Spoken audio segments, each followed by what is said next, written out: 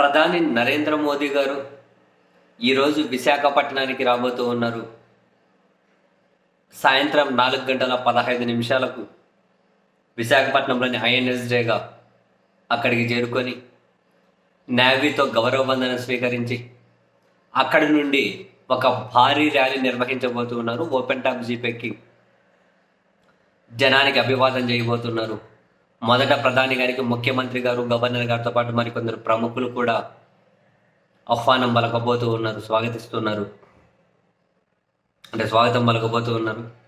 And ఆ ర్యాలీలో ముఖ్యమంత్రితో పాటు ఉప ముఖ్యమంత్రి మరొకరికి ఏమన్నా ఛాన్స్ ఉంటుందేమో.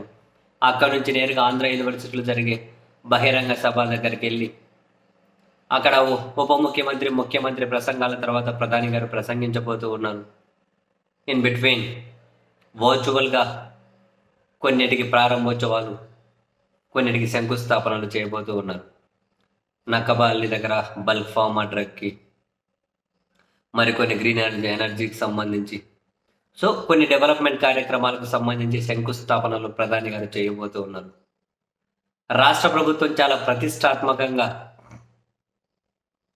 కూటమి ప్రభుత్వం వాళ్ళ ఎన్డీఏ నాయకుడిని, ప్రధానిని ఇన్వైట్ చేయడం కోసం భారీ ఏర్పాట్లు చేస్తుంది. 3 రోజుల నుంచి నారా లోకేష్ గారు విశాఖపట్నంలోనే ఉన్నారు, 4 రోజుల నుంచి.